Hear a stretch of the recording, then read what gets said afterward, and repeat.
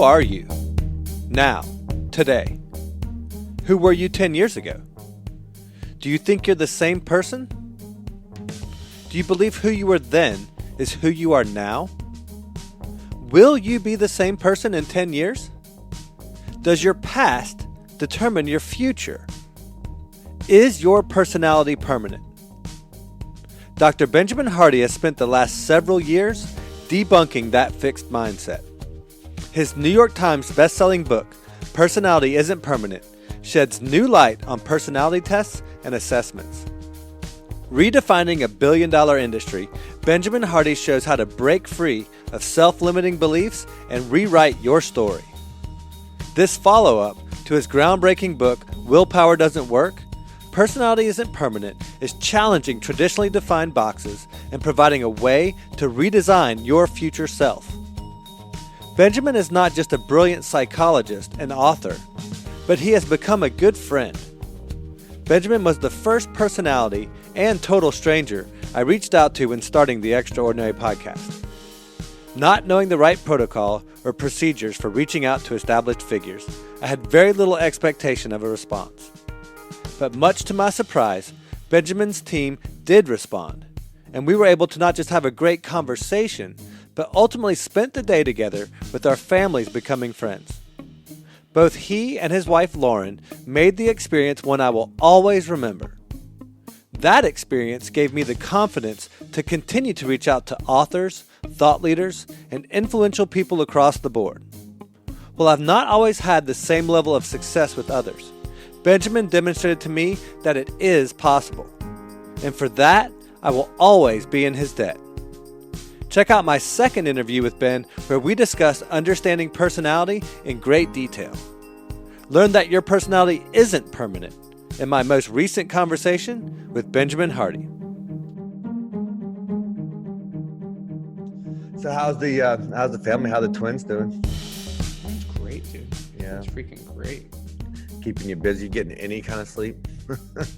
Yeah. Our girls are sleeping pretty well at this point. And I try to go to bed as early as I can. Like I went to bed last night at 9:30. Unfortunately, one of the twins did have a rough night last night. So I missed out on like an hour of sleep because last night she was kind of struggling. But generally I sleep for about 7-ish hours a night. And I sleep pretty well, pretty deep. I usually wake up around like 5 or 6, between 5 and 6, and just get to the gym and then get flowing in my writing. And for this book, I'm intensely more committed to huger and more long-term success on this book. I believe that this book is at least 10 times better and more important than Willpower. And so, truth be told, I'm going to be on about 500 podcasts this year. On that note, let's dive right in. This is the Extraordinary Podcast, and my guest today is Benjamin Hardy. Well, stoked to be with you, man. Had a lot of fun with you when we met in person, and we rocked out. Willpower, swam together and stuff. It was a lot of fun. Well, I'm curious how this internet setup's going to work with where I'm at. In these fortresses that are hurricane-proof, sometimes the internet's a little wishy-washy, so we'll see how it all plays out. But yeah, man, you're officially our first repeat guest, so thank you for taking the time. Dude, I am excited to be on your show. I loved your show and love your genuineness and your interview style. So pleasure's all mine, my friend. Thanks, man. I appreciate that. Since we've talked last, let's see, the ink wasn't even quite dry on the PhD yet. You had officially become the father of 5, and you were knee deep into this book. You were really in the development, or not development, but in the writing stages of this book, and now it's come to fruition. So let's talk about it. Yes, sir. Yeah. What do you want to know? I'm happy to tell you anything and everything you want to hear. Well, one of the first things I want to talk about is some of the common myths with personality and how you kind of debunk some of that in the book. This is crucial because how most people have been taught to think about personality leads to basically a fixed mindset, incredibly limiting perspectives, very narrow and dogmatic views of themselves, and ultimately low creativity and ambition towards their future. So let me kind of explain some of the traditional views of personality. First off, personality is generally defined as a person's consistent attitudes and behaviors. It's the way a person consistently shows up, and it's, usually quite predictable over time. And what the common views are is that your personality is your authentic self. Your personality is generally inflexible and unchangeable. It is who you're going to be, and it's going to, and you're going to be that person for the rest of your life. And because it's innate and unchangeable, the general idea is that your personality is something you must discover. You must figure it out. You must either go out and get enough life experience to kind of figure out who you really are, or you got to figure that out through getting a personality test, which tells you your true characteristics. And once you finally discover who you really are, then you can finally build your life around your personality. You can start pursuing goals and a career that match your personality. You can start getting in relationships that match your personality. And so the goal is to figure out who you are, and then you can then be enabled to pursue the life that matches your innate self, which may be or may not be the life you would have chosen for yourself, but you kind of have to just stick with who you are. So, I mean, that's the common view. And within that common view are a lot of limiting perspectives, a lot of false perspectives as well. And the science and psychology and views of psychology do not support any of those thoughts. But I will say, from a pop culture perspective, that's common. You hear people saying you've got to discover your purpose. You discover who you are rather than making those choices of yourself. So this perspective of personality is why personality testing is a $2 billion industry and incredibly popular these days. Is because you'll see personality tests all over the place. New tests are developed every day. And people want these tests to provide them their true identity so that they can then know themselves. And that's really why people like these tests, is because whether it's Myers-Briggs, Enneagram, the color code, any of the popular culprits, or any of the tests that are newly developed, such as, what Disney character are you, what, etc. So Facebook had to ban personality tests in 2019 because 87 million people gave away their personal information, which could be exploited. They gave away their personal information in exchange for some, trendy personality test. So I was surprised going through my PhD in organizational psychology and psychology in general is test development. I was surprised to learn that these types of tests, these type-based tests that categorize you into a certain type, such as, Myers-Briggs has like 16 types. You're one of 16 people. Some tests have 4 types. Other tests have 8 types. There's just all these frameworks. None of these tests are actually scientific. The reason they're not scientific is because they're not valid and they're not consistent.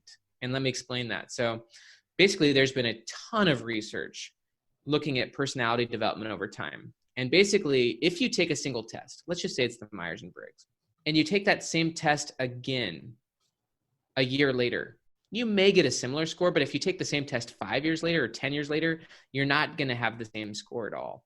Other research has shown that if you take, so one study, as an example, broke the participants into 2 separate groups. One group took the same test within an interval, it could have been a few weeks, and they had the same test administrator give them the test both times. And it was a short period of time.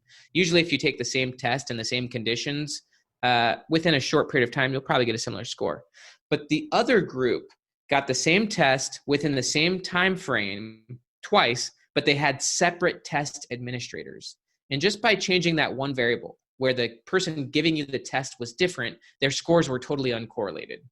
And so, there's lots of other things. There's a lot of new research showing that your personality is going to change over your lifetime, whether you try to or not. Your personality changes through life experiences. Your personality changes based on the roles you're in or the situation you're in. If you're a parent, if you're a student, if you're an employee, if you're an entrepreneur, like the different roles you go in, the role is actually far more predictive of your personality than some innate thing. There's also really cool, interesting research from a guy named Dr. Daniel Gilbert. He's a Harvard psychologist. And he's studied personality change over time. And one of the questions Dr. Gilbert asks people, and I'll ask you, Nate, is, do you think you're the exact same person you were 10 years ago? Definitely not. So you don't think you're the exact same person? Why not? Because I've evolved and changed and grown for sure. I But certainly in hope what not. yeah, I agree. I hope you're not as well. But the question is, you know, in thinking about who you were 10 years ago, literally just take a second to reflect on that. And anyone who's listening, think about, who were you 10 years ago?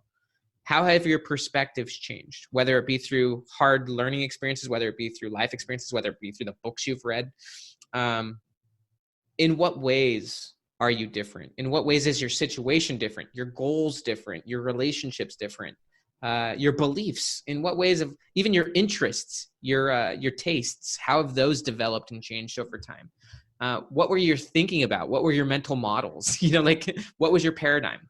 Yeah, there's a really good quote from Stephen Covey. He said, "We see the world not as it is, but as we are." So we see ourselves, we see the world, we even see our own past from the perspective of our current paradigm, our current identity. There's another quote from Alain de Botton. He's a British philosopher. And he said, if you're not embarrassed by who you were 12 months ago, you didn't learn enough. Yeah. Now you don't actually have to like be super embarrassed of your former self, but the idea is clear that if you're the exact same person as your former self, or as who you were a year or 5 or 10 years from now, what that means is that you've practically been living on autopilot, which is just to be living subconsciously and not with intention, not with purpose, not learning, not going through new transformational experiences. Well, I would even take that a step further and say that you're even digressing. I don't think that you can really stay stagnant. I think if you're stagnant, then you're actually 100%. It's true. I mean, if you think about example, if you go to the gym even every day, but you just do the same workout every single day, it's just pure routine. It's not targeted towards specific goals. Then by going every day and by doing the same workout, you're actually not getting stronger. You're getting weaker. Yeah, there's no variation. No. It's terribly bad for you to live non-intentional, non-purposeful existence. So what the research these days now focuses on when it comes to identity and decision-making is first off, you've got to clearly distinguish your current and your former self. And I think it's easy, like you just did. It's easy to tell that you're not the same person as you once were. The challenging aspect for most people is realizing that their current and their future selves are actually two very different people as well.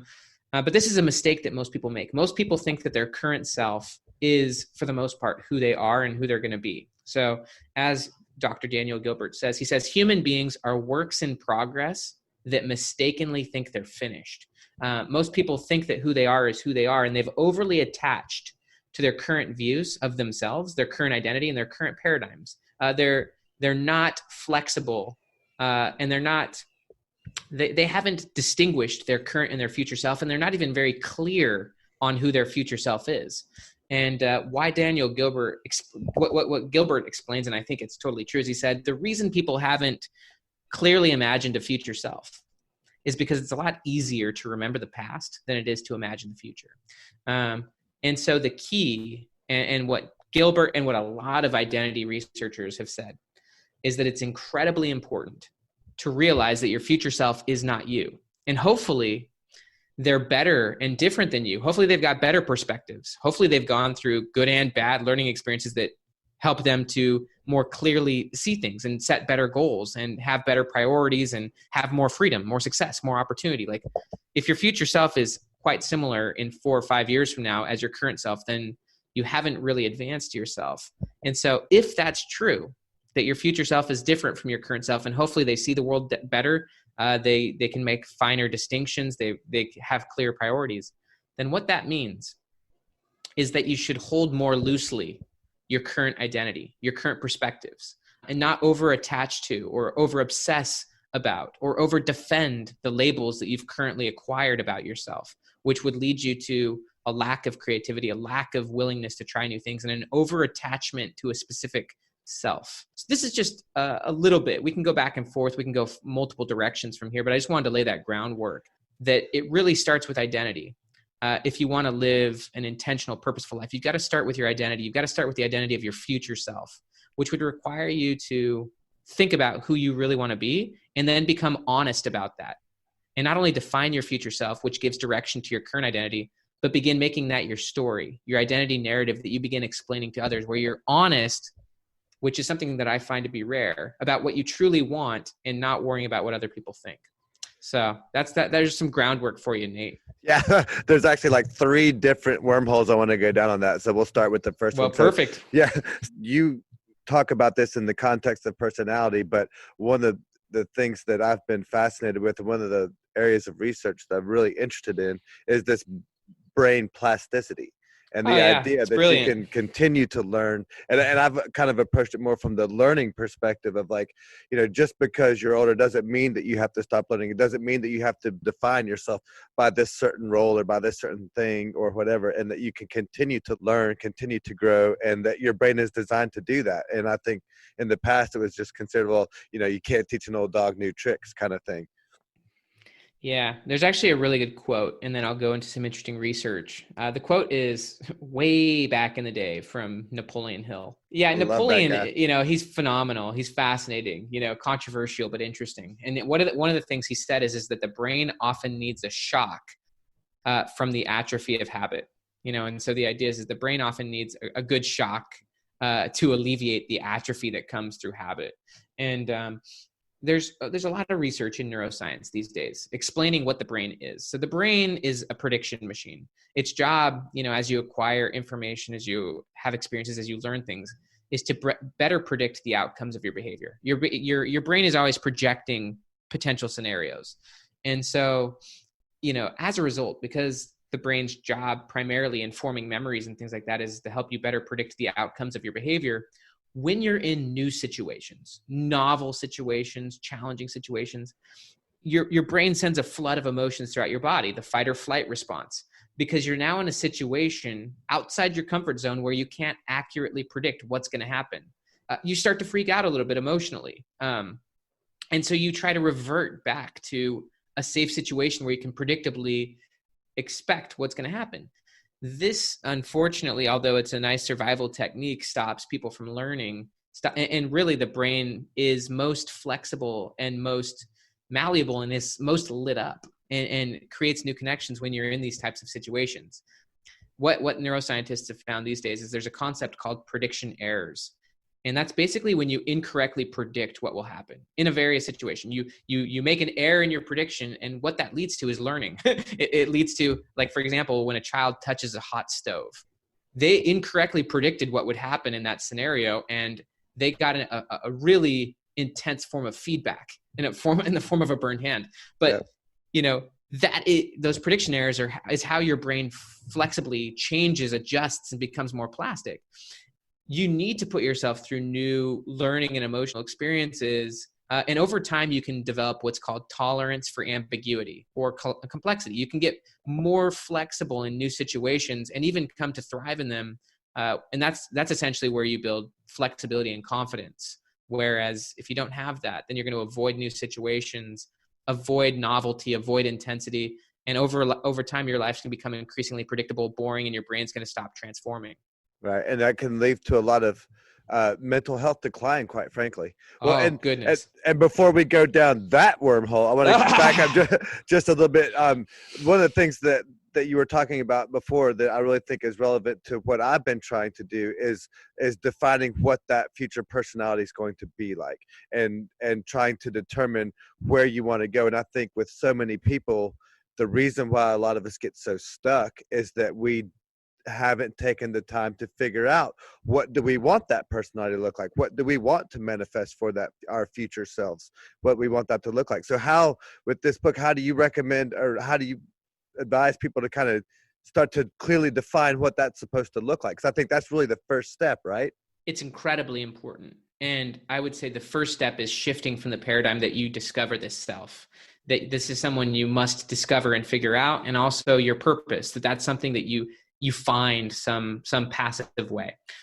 Research shows that depression comes from passivity. And so if you're passive and not active, and if you're not making decisions and confidently making decisions and then reframing those decisions and making better decisions, then you're not going to build confidence. And ultimately, you're going to live a passive, kind of mediocre life. And so I think step one is realizing this is not something you're going to discover. This is something you have to ultimately choose for yourself. And as you build more confidence, you'll be able to make better and better decisions. And so it's also realizing that your future self is going to make different decisions and maybe even re-clarify that purpose. I can speak from experience. When I became a foster parent of 3 kids, when I now have 5 kids, I've gone through all these experiences. My purpose has shifted to some degree. I've reframed my priorities and even my future self based on new experiences. And so it's okay and even expected that I was gonna say you have to, right? Like, if you're not reframing your goals, then that means that you're not making, that you're not learning and seeing the world in better ways. And so a big aspect of all this is questioning your current beliefs, your current goals, and asking yourself the genuine question. First off, coming to realize you are currently pursuing goals. Even if those goals have not been defined, and even if those goals are just to make rent or to fit in with your friends or to sit and watch YouTube videos, those are all goals, right, even if you haven't defined it. And so realizing, what am I currently focusing on? What am I currently putting my energy into and my attention towards? And realizing, why did I choose this for myself? Like, because this is my identity. Like, what your goals determine your identity, even if they're not well defined. What you're striving for, what you're interested in, or what you're pursuing defines how you view yourself. And so then asking yourself, is this really worth my time? Is this worth my attention? Or what would I choose? Or what would I choose if it didn't really matter to other people or to myself? And what would I pursue? Yeah, go ahead. No, I was just expounding on your point. That's brilliant. I just got through reading the book, The Power of the Subconscious Mind. And I think so much of that is tied to, like, what is it that you're asking for? And when I say ask, like, what are you asking the universe for? It's insane when we really realize that what we're getting is what we're wanting. And a lot of times we don't think that we're asking for something, but again, a lot of those negative habits, a lot of those bad connotations that end up being what we're asking for. We don't realize it, but we're asking for essentially negative things into our lives. And when you take a step back and you analyze that and you say, okay, well, future oriented, what do I want 10 years from now? What am I after? Then when you start asking the universe for these things, or God, or whatever higher power you want to call it, then those things begin to manifest themselves, whether they're positive or negative, either way. Yeah, I think it takes an honest look in the mirror and a look at your current situation and circumstances and your current behaviors, habits, etc., and becoming, again, holding them a little bit more flexible, rather than saying this is who I am, saying, why is this the person I've chosen to be? Or why is this a situation I've created for myself? How have I gotten here? Yeah, exactly. And this allows you to look back at the past from different perspectives, because often the assumption is that your personality comes from your past, that your past is the greatest predictor of your future. But again, from a memory perspective, your past is not some objective fact, some objective file cabinet. Your past is actually your current perspective. Basically your past is framed from your current perspective. And when your perspective changes, your view of former experiences changes. And so if you still are blaming the past for who you currently are, then what that really means is you've developed what's called a frozen personality, which means that you have unresolved trauma. And what that means is that something happened to you. It could have even been just that you got dumped. Someone told you that you weren't good at something, or it could be something way more serious. But in any case, there's something negative that happened to you that you didn't actually emotionally, let go of or frame out in a more like developmental way. And it's something that's still constraining you, and you're coping and blaming it, but also you're using that as kind of the reason for the goals you're setting or the life you've lived. And so it's incredibly, firstly, important to realize that your current view of the past is subjective. It's not actually reality. And usually if trauma or negative experiences haven't been reframed, what that means is that your current view of the past is based on your initial emotional reaction to the experience. So let's just say you were 10 or 15 years old and something bad happened to you and it hit you hard. And that hard experience was then internalized into a narrative. And that narrative was probably limiting about yourself or about the world. And that limiting perspective now led you down a path, and you're still viewing the experience through the lens of your initial reaction, not the lens of a reframed development perspective, where you start looking at the perspective from different angles. You start getting more context. You start getting more, you start asking yourself questions like, what would be a better way to look at this? Or if I keep looking at it, this way, what's that going to lead to? Let me give myself as an example on this. when I grew up, my parents got divorced when I was 11, and my father specifically became a drug addict. Like he went through some serious pain through the divorce, and it led him down a certain path, which heavily influenced my teenage life.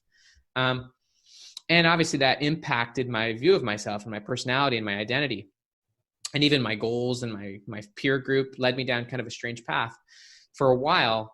Ultimately, I reached a stage around age 20 where I decided I didn't want to be on the path I was going to be on. And I had to, I ended up serving a church mission.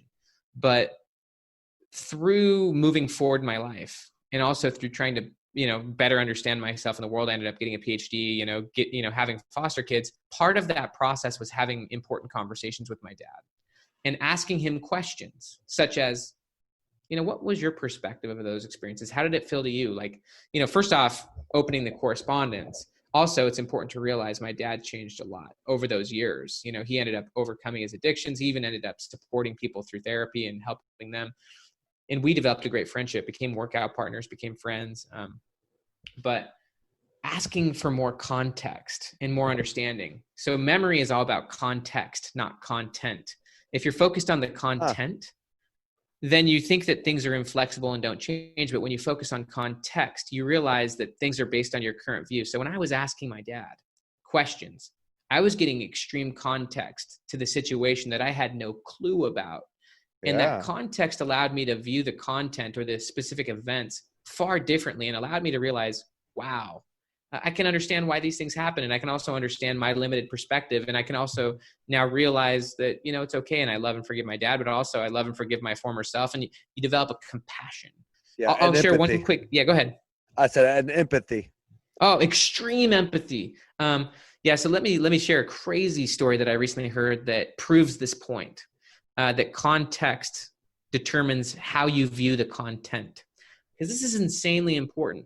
It helps you realize that your current view of something is not actually accurate, but it's based on your current view of the context.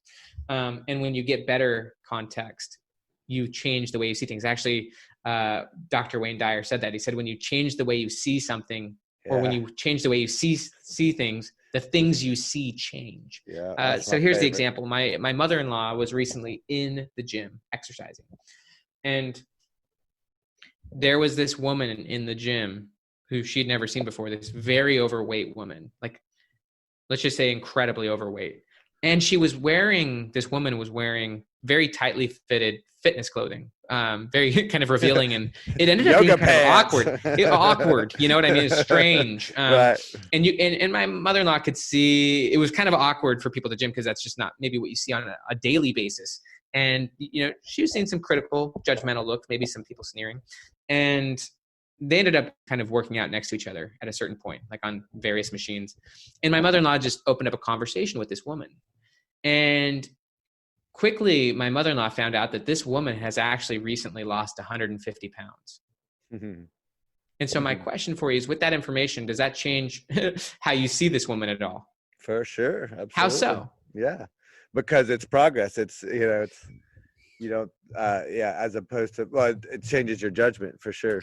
I mean, where does your judgment go? I mean, do you go from critical to what? Empathetic.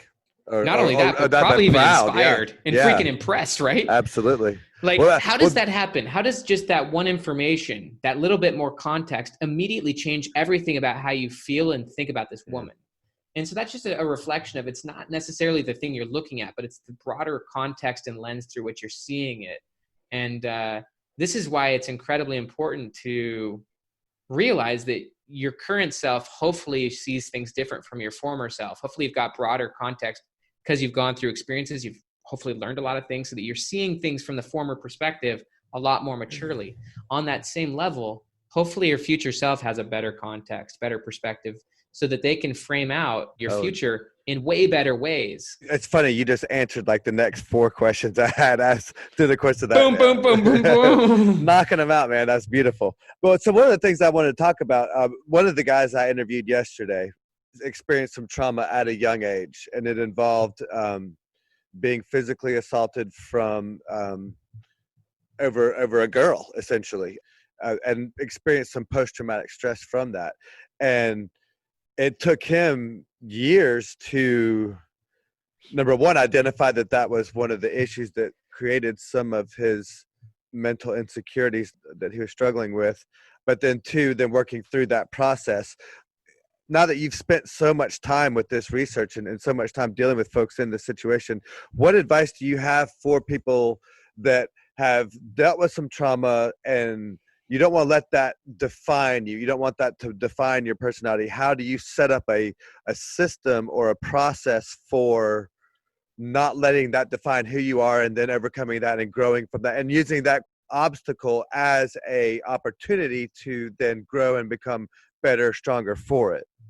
Brilliant questions, incredible questions. There's a lot of really effective ways that you can make this a way of life, because if you're pursuing bigger goals and purposes, you better expect you're going to fall flat on your face. Let's just say you're going to make a lot of prediction errors. You're going to hopefully fail your way to success. And that's going to involve future traumas that if you don't know how to become flexible with and handle, then some future experience is going to shatter your fragile identity and you're going to plateau. So this is important for your future, but it's also important for your past. So let me first give you a principle or a psychological concept, and then I'll explain effective methods for moving this thing forward. So the concept is called a refractory period. A refractory period is, in psychology, the amount of time it takes to emotionally recover from and move on from an emotional experience. So let's just say you get cut off on the road, and it kind of sucks. The person flips you off and frustrates you. And let's just say it takes you 5 minutes to let the emotions simmer and for you to forget about it and move on. That means that was 5 minutes. Now, what you just described, the man you interviewed, that person's refractory period was years.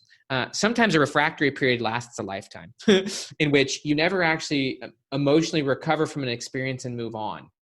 Now, there are ways for you to become a lot more emotionally intelligent and a lot more emotionally aware, so that as life moves on and as you move forward, you're in closer touch with yourself and you get better and better at, it's called emotional regulation, at regulating emotions, at reframing emotions, about framing your narrative about the experience and about moving forward based on whatever your goals are, rather than based on what happened.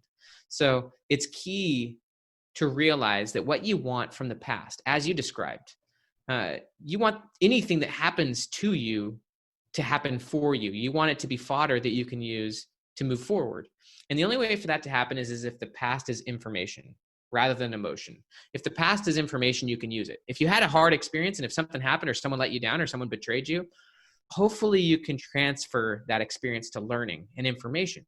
But if you're still holding on to it, and if you're still negatively impacted by it emotionally, then your past is still information. And if it's information, then it's not resolved and it's actually dictating your future. So now the question is, what do you do? How do you handle this? There's a really important quote from Dr. Peter Levine. He's one of the top researchers in the realm of trauma. He wrote a book called Waking the Tiger. And his statement is important. He makes a statement in that book. And he says that trauma isn't what happens to you, it's what you hold inside in the absence of an empathetic witness. And so ultimately, when it comes to trauma, what it means is that something negative happened to you and you internalize it and you isolate it and you don't get help. This is why they say in Alcoholics Anonymous that you're as sick as your secrets. Because if something negative happens to you and you internalize it and you bottle it and you don't let it out, you don't get help. You don't explain your views and your experience to other people or even to yourself, but you just suppress it and ignore it. Then it's still there, it's unresolved, and it leads to negative coping mechanisms such as addictions. So anything that's secretive in your life, so for example, I was very blunt and honest about my former experiences. The former version of me would have been scared to share that story. Let's say the high school version of me wasn't very open and honest with my friends or with those around me, maybe my church leaders, about my situation. I had a lot of secrets I was afraid to share out of ego or just out of lack of understanding that I was dealing with stuff. So, and fear too. Oh, huge fear. Yeah. Worry about what people think about me. As you become more flexible and confident, you stop living your life based on fear. You stop making decisions based on fear, and you stop worrying about what people think, because increasingly you develop relationships with people who encourage your future self rather than trying to constrain your future self. And so when you get old and obnoxious like me, you just don't care anymore. And but you're describing age, but what you're really describing is maturity. Right. And that maturity can come at any time. So here are I think the two most effective and science-based methods. One is journaling. Journaling is a starting point for reframing. It's also a safe environment where you can begin thinking about writing about your experiences and then hopefully becoming flexible, asking yourself questions that lead to different thought patterns, such as, how would my future self look at this experience? Or what would be a better way of looking at this experience? Or what information do I need? But ultimately, first starting to just address the experience that's been painful to you and even explaining in your journal why it's been so painful and impactful. Even just doing that neutralizes the emotion a little bit. So in psychology, there's a concept called exposure therapy. And it's the idea that if you have a fear and if you expose yourself to it enough, it starts to lose its novelty and it starts to become less emotional and it becomes something that you can face without having such extreme emotional impact. And so part of this is just journaling through it and writing about the experience to neutralize a little bit of the fear of the emotion and starting to see it from the outside. And this is something that I would challenge you not to only do about former experiences, but to do it with current experiences and future experiences. So that, because if you're going through stuff, and I'll admit right now I'm going through a lot. Not only am I launching this book this year, I'm actually launching another book this year as well. I'm writing a book right now called Who Not How, which is a co-authorship between me and Dan Sullivan. I'm in the midst of writing this book, but it's due at the time of this conversation in 3 weeks. And I've had to go through writing this second book that's coming out this year in 2020. I had a much shorter timeline and I actually got so stressed out that I got sick, but I also had a lot of good coaching and good support as far as team support and editors and things like that. And I had to be really open and honest about my stress levels. And the more open and honest I was and the faster I communicated my experiences to others, the faster I could move on and get the support I needed. And so this is where you need empathetic witnesses. You need to have people, if you still have a lot of unresolved trauma, you need to go back and you need to get smart, helpful people you not only trust, but people that you want to encourage and support you. You need to tell them about your former experiences. This is what I did on my mission. I had a great leader and I was able to just break down all of the faulty views of myself that were so limited because of my past experiences, because I was able to just open up and tell them. And then get this amazing perspective that, wow, I can't believe you went through all that and look at where you've come. And I think that that's true of you, the listener, is that you've actually come much further than you think you have, but you're still caught up in the pain of what you've experienced in the past. And once you start letting it all out and getting alternative perspectives, you can start to realize, holy cow. The goal is that your past is positively framed and gratefully framed, but that's something that you can use, not something that's using you. And then ultimately, you just want to get better and better at emotional regulation and communicating your needs and communicating your experiences and surrounding yourself with people who not only help you, but encourage you through your experiences and getting better and better at journaling regularly so that you can get better at emotionally regulating your experiences, but also framing your experiences the way you want them to and narrating your identity the way you want to, beginning to shape a narrative or about your future self and about the person you're becoming and having that become the narrative that the way through which you see the world, the way through which you see your identity, and also the way through which you explain yourself to others and the way through which you choose peer groups and environments and roles. I want to come back to the Dan Sullivan thing and the struggles that you had with that, but I do want to finish this train of thought before we come back to that, because that'll take us right into the author stuff that I want to wrap up with. But perfect, brother. Seeing this topic all the way through, we talked about like the journaling and how important some of those steps are for redesigning that future self and doing some of that. But you just touched on the environment, how you surround yourself or what you surround yourself with, the type of environment that you create to then define what that personality is. How do you redesign that? Yeah. So there's a full chapter in this book on designing your environment. And obviously Willpower Doesn't Work is all about environment. But first and foremost, it's important to realize that environment is one of the key levers of personality. Your environment and the situations you're in and the roles you play in your peer group are fundamentally predicting who you are. And so, there's a lot of research that shows that your peer group shapes, your income levels, your whether or not you're going to become a drug addict or an alcoholic, whether you're going to be like a criminal, whether you're going to be an entrepreneur. I think realizing that your environment and the roles you're in and the situation you're in, and even the inputs, the food you eat, everything coming in is shaping who you are and how you live. And so you've got to think about, first off, your future self. Who are they and what are the kind of people that they're around? Dan Sullivan actually does say it's better to surround yourself with people who remind you of your future, not your past. And so beginning to surround yourself with information, with people, with experiences, and putting yourself in roles that more reflect your future self. The only way to be strategic about your environment is to know where you want that environment to take you, because you have to be thoughtful about your inputs and about your experiences and about your roles and about your peer group. And if you don't know where you want to go, then it doesn't matter what environment you have, but that environment's going to turn you into something. And so in the book, I provide a few examples. One is strategic ignorance, which is realizing that right now we live in a world of choice overload. There's too many options and there's too many choices. You have to cut off and eliminate a lot of the options. Otherwise, you're going to experience too much decision fatigue. And as a result, you're going to lose your willpower and you're not going to be effective. And so strategic ignorance is about knowing what to be unaware of, what to eliminate from your environment, what to care about and what to not care about. So for example, Peter Diamandis, he's a futurist. He talks about how he doesn't watch the news anymore because the news just distracts him and throws him into negative patterns.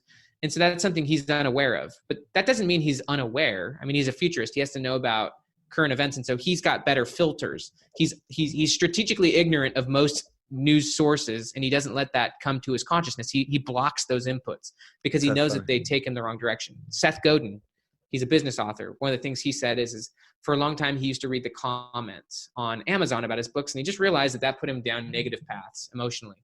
And so now he just doesn't look at them. He's strategically ignorant of what most people think about his work. He still gets a lot of feedback, but he gets it from the right sources. And so it's just, you gotta make some hard decisions and realize that most of the information, experiences, and people out there are ultimately distractions. And the smartest thing you can do is to eliminate a lot of the negative options so that you don't deal with decision fatigue, so that you can then, live a more simple, purposeful, focused life where you're only aware of the things that really matter to you and the things that will move you forward. So strategic ignorance is one, but strategic remembering on the opposite side is the other. In the book, I share a story of this painter from like the early 1900s, late 1800s. And he painted a picture of roses once. And a lot of people wanted this painting. And he didn't sell it because he felt like it was his best work. And instead, he kept the small painting next to his desk. And every time he was having a bad day or every time he was in a creative slump, all he would do is look at that picture and it would remind him of what was possible, like of who he wanted to be, of his future self, et cetera. And just by looking at that picture, it triggered in his mind confidence and creativity. And so, this is about creating an environment that triggers your high performance, and who you want to be. And so this is about creating an environment that reminds you of what you want to be. I mean, this could be as easy as sticking a Post-it note on your mirror that says, tell your wife you love her, or you can just create triggers and reminders all over your stuff. I mean, vision boards, removing art or inputs that you don't want and putting art and inputs or reminders. This could be even putting reminders on your phone, having an environment that reminds you of the person you want to be so that you don't go off the rails too fast. And this is really how airplanes stay on course. A lot to be said that airplanes spend 90% of their time off course, but they have an inertial guidance system that's constantly clocking them back the direction they want to go so that they're not off course too long. They're constantly course correcting. And that's about creating an environment that keeps reminding you of your future self so that you don't forget for too long, but so that every day you're reminded of who you're trying to become. That's a great segue into my last question on this topic before we shift gears into the writing. I'm curious, from your perspective as a PhD and your background in psychology, how you go about planting those seeds in your subconscious to then affect your personality in the long term. Brilliant. Yeah, so there's a full chapter in this book on subconscious. So real quick, let me just lay out the 4 levers of personality that are leading your personality to be what it is. And ultimately, these are the 4 things that if you adjust and change, your personality will also adjust and change. So those 4 levers are 1, trauma; 2, your identity narrative, the story you use to explain yourself; the 3rd is subconscious; and the 4th is environment. These are the things that are ultimately leading you to be who you want to be. So your question was, how do you lay seeds that ultimately transform your subconscious mind? So your subconscious is you on autopilot. And so basically it's you without thinking. It's you in habitual, just you mode, just going through basically who you've formerly been. Your subconscious reflects basically your current personality. And so in order to change your personality, obviously you've got to transform your subconscious. And Your subconscious really pays attention to the words you use, the behaviors you engage in, and the experiences you have. And so the only way to meaningfully transform your subconscious is, first off, you've got to be very clear and intentional. This is why you've got to define out a future self. And you've got to have that in your mind as far as who you want to be and where you want to be. It's literally impossible to engage in what performance psychologists call deliberate practice. Deliberate practice is transformational learning. It's impossible to engage in that type of learning without having a clear future self in mind. So you have, in order to have what are called peak experiences or learning experiences, transformational experiences, you have to be intentional and often courageous. If you're passive, you're not going to have peak experiences regularly. If you're living subconsciously and on autopilot, you're not going to have peak experiences. And peak experiences really are just learning experiences that help you see yourself in the world differently. They're aha moments. It's like the quote from Oliver Wendell Holmes Jr. He said, "A mind that is stretched by a new experience can never go back to its former state." So if you're experiencing new things, if you're meaningfully and purposefully living with intention and working towards specific goals, then you're going to have learning experiences which are going to make you more flexible and confident, which is going to shift how you see yourself. And so first things first, obviously the people you're talking about, the Napoleon Hills and the people who've written a lot on subconscious talk a lot about autosuggestion. What that really is it's about the words you use. And so if you use powerfully affirmative and definitive words about your future self, if you start hearing yourself say, "This is who I am and this is what I'm going to do," and if you're intentional about the story that you explain yourself as, and if you're very specific and explicit about your future self, if you hear yourself say something over and over again, you're going to start believing it at the subconscious level. And so being very thorough, being very intentional about the words you use to explain yourself is key. And this is why you've got to be intentional and define your future self, and then begin to shape your identity narrative around that future self, and begin telling everyone your goals, honestly. Begin telling everyone who you are and what you're going to do. And you can't worry about what people think, but the more you can do that, the more you're going to, first off, feel compelled to act in that way, but also the more clear your identity will be. The more, if you're very explicit about who you want to be and what you're going to do and are committed to that, and you're telling people that, then your identity becomes very clarified. Your motivation also becomes clarified, because motivation is contingent upon a clear goal and upon a clear path to getting there, and then obviously confidence that you'll do it. So if you have a clear goal, and if you begin to develop a path to getting there, and if you've been telling people what you're going to do, your motivation is going to skyrocket and your identity is going to clarify. Also, your subconscious is going to reframe.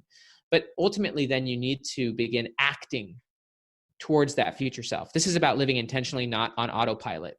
So I think starting in the morning, for example, just as a morning routine, like going through either a journaling practice or some visualization practice about thinking of who your future self is and what you need to do that day, and what are maybe 2 or 3 things you can do that would be most effective at moving yourself in that direction, and then doing those things. And by simply acting out of character towards your former self and acting in character towards your future self, those behaviors will leave an imprint on your subconscious. So in psychology, this concept is called self-signaling. Basically what it means is that your behavior signals back to you the type of person you think you are. So if you haven't been to the gym in a while, but you go and you actually exercise based on the desire for a future self that's in shape, that one behavior is going to signal to your subconscious that something new is happening. Now, if you just do it once, then you're going to pretty much stay on autopilot. But if you start doing it more often, your subconscious is going to follow your behavior. I call it subconscious enhancing behaviors. It's behavior that's targeted and intentional towards your future self, and those behaviors ultimately lead to peak experiences. So basically, you want your behavior, your story, and your experiences that you experience regularly to reflect your future self, not your former self. And so you want to have experiences where you're putting yourself in new situations, where you're experiencing novelty, newness, and even intensity and challenge towards meaningful goals. Those are the key ways to upgrade your subconscious. One more thing I will say. Please. Invest money in your future identity. Zig Ziglar talked a lot about this. He told the story of Tom Hartman, the 400-pound man, who once he finally realized that it was his identity that was shaping his behavior, he started to rethink his identity and really reinforce and visualize himself as a skinny person. And one of the things that he did in order to boldly advance on his limiting subconscious was he went to a clothing store, like a suit shop, and he bought 2 nice fitted suits for a skinny person. And the person who was the tailor or whatnot asked him, Tom, who are these suits for? And he said, they're for myself. And so that's him not only investing money, but explaining his future identity in the affirmative. And he kept reinforcing this through his new experiences, eating healthy foods, etc., doing things that a healthy person would do, a future self would do. But investing money is an incredibly powerful way to shift your identity, because how you spend your money really says a lot about yourself. And how you spend your money really influences what you're committed to. And so when you invest money into your future identity, you start to become incredibly committed to that, and you start to have a sense of ownership over it. And that sense of commitment and identity then lead to further behaviors in that direction. So I think those are some of the key ways to upgrade your subconscious and ultimately make your subconscious your future self, so that your future self is your new normal. Well, and what I think is so great about that is not only have you written about this at length, but that you have lived those 2 experiences, both with the subconscious and with the investing in yourself. I mean, those are 2. I do it all the time, man. I mean, to me, this is a systematic way to upgrade your psychology and yourself. I mean, once you set a goal, this is like how you effectively transform yourself to become that person. Well, and the reason why I bring that up is because it's a great segue into my last questions and thoughts about the writing, because you've experienced so much success with the writing in particular. And I mean, obviously, you are an author. I mean, that's how you identify at this point. You have been able to manifest so many neat things through your subconscious through this process, and you've seen success, and you've got this new book. But then despite all of that, you brought up earlier that as you were working on this new book with Dan, you experienced some struggles and some adversity and some challenges that you had to reach out to help overcome that. So could you talk a little bit about that? I deal with it every single day. So one of the big myths, again, of personality is that once you discover who you are and figure out what's, quote, natural to you, then life will be a lot easier for you, because you'll be doing what you were born to do, or what's easy for you, what's within your personality, or what's it.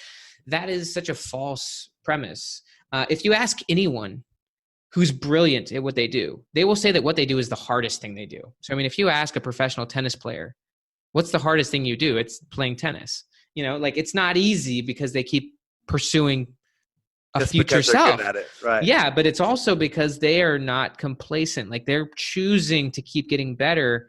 And for me, writing is one of the hardest things I do. Even though, many people consider me a world-class expert writer, I'm putting myself in situations where I'm having to face, the edges of my skill. Like working on this collaboration as an example. This is super difficult. I mean, I'm having to write in a situation where what I'm saying not only impacts me, but other people. I'm writing on a subject matter that I'm not as expert on, that's forcing me to learn.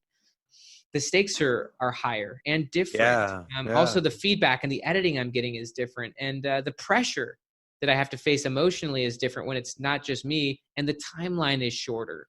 And so there's all these variables that force me to learn and become better. Admittedly, it's incredibly difficult if you're pursuing a future self. I'm never going to say that transforming yourself and your personality is easy. That's bogus. It's not easy, but it's very doable. And it's something that as you build more confidence and flexibility, you can make faster and bigger leaps over time. But there's always a learning experience. And so I would say usually it's intentionality and courage that gets you in the door. And then it's deep emotional experiences and transformational learning and unlearning and letting go of false perspectives. And ultimately the development of capability and confidence that gets you where you want to go. So just to explain, it took courage and intention for me to set up this collaboration with Dan.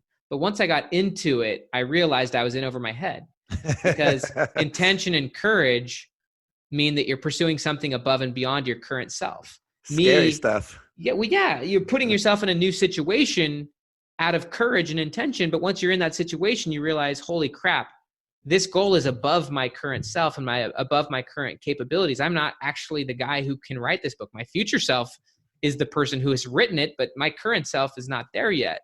And so you then have to go through a lot of change, and that's hard. And it takes a lot of failure, again, prediction errors, but also vulnerability and honesty and getting support, getting coaching, getting help. You need to, and so for me, you know, the person who's been helping me through this and actually has been incredibly helpful for the last year is Tucker Max. Tucker Max is a famous writer. He actually edited Personality Isn't Permanent, and he's helping me edit. Nice. He's coached me a lot through this process because emotionally I've hit several walls where I just, you know, and those walls, by the way, you will hit if you're pursuing bigger goals. The problem is that if you hit those walls without opening up fast and getting emotional support, those walls will become traumas, which then create a fixed mindset and a glass ceiling, and then you'll stop pursuing it. So there's a really important quote in this book, Personality Isn't Permanent, which I share in the subject of trauma. And the quote is from Robert Brault. And he said that we are kept from our goals, not by obstacles, but by a clear path to lesser goals. And so what happens is once you hit a ceiling, once you have some failure, or once you reach a place where the pressure is too high, if you internalize it, and then if you don't seek support and if you don't emotionally regulate it and open up and get encouragement, then you're going to internalize it into a story that this is the level that you're at and you can't go beyond this and you can't keep going. And so rather than pursuing through the obstacles, you're going to quit and you're going to take a clear path to some lesser goal. Yeah. And your identity is going to become limited and your future is going to become limited. And that's why they say that trauma shatters imagination. And so you need emotional support and encouragement to keep going forward and to bolster your confidence and to get yourself through the plateaus of pursuing big things. Yeah, that's so true. And I love the fact that you are able to connect with Tucker Max, his mentor, and who did that for him, Ryan Holiday. That guy I've been pretty obsessed with, and the way that they promoted his first book was a lesson in marketing that I found pretty fascinating as well. But I know we've run out of time, and you've got another one of these to get to, so we'll start winding this thing down real quick. I do have a fun question just to kind of lighten it up a little bit. We've gone pretty deep with all this.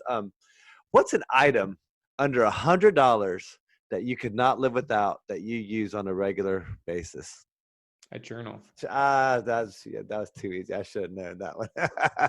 You and I are both on that journal thing pretty hard. I love that.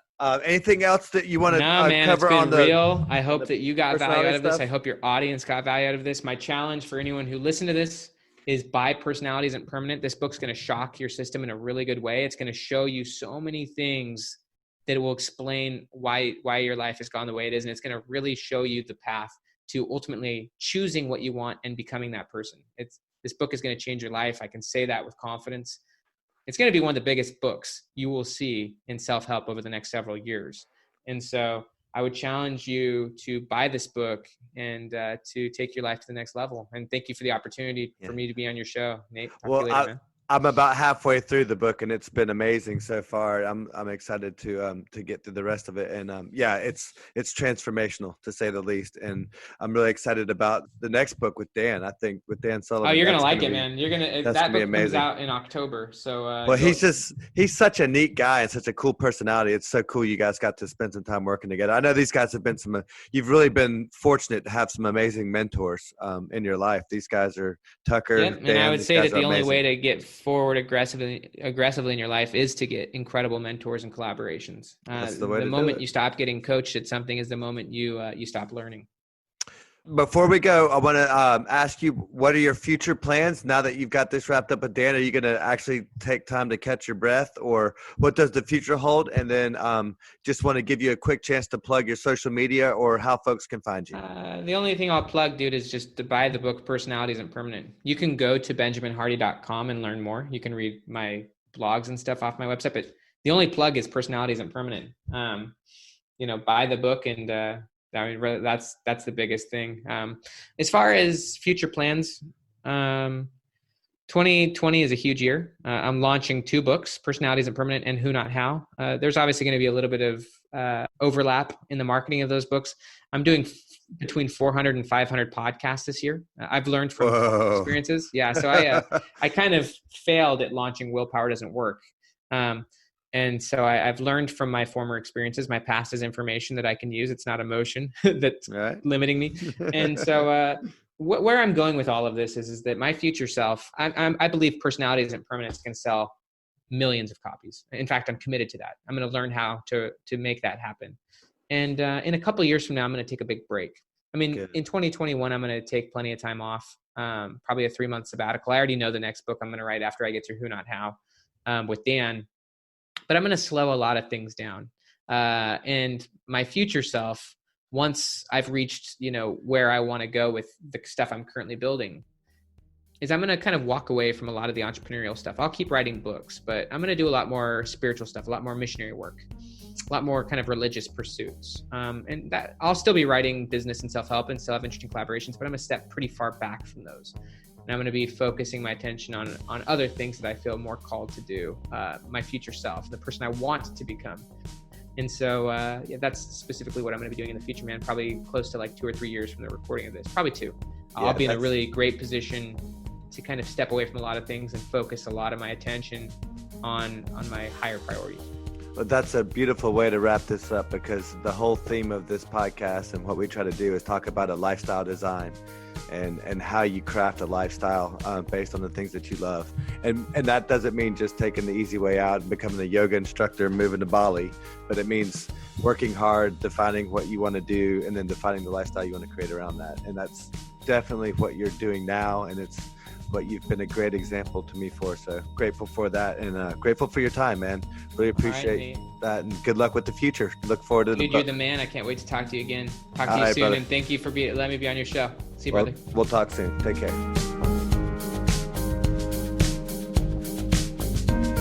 Hey, y'all. Thanks for listening. So, what'd you think? What did I miss? Was there a topic you wish we had covered? Was there an area of discussion you want to know more about? Or was the whole thing just too long? Please send us your questions and feedback on social media to @extraordinarypodcast, or check out our website, extraordinarypodcast.net. Subscribe there for all the latest episodes, blog posts, and more. And if you're tired of living the same old ordinary life, shoot me an email, nate@extraordinarypodcast.net, and I will send you your own customizable blueprint that will walk you through step by step how to create your own extraordinary life. And if you or someone you know already fits the profile, you can submit a request to be interviewed on the website as well. Finally, if you like what you heard or learned today, please take a moment to like, subscribe, and follow the Extraordinary Podcast on all your favorite platforms like YouTube, Spotify, and iTunes. And if you feel inspired, show your support for the show by donating through Patreon. It is through this financial support that we are able to continue to bring to light ordinary people living extraordinary lives. Thank you for your support, and most of all, just being you. This is Nate G, and we'll see you next week.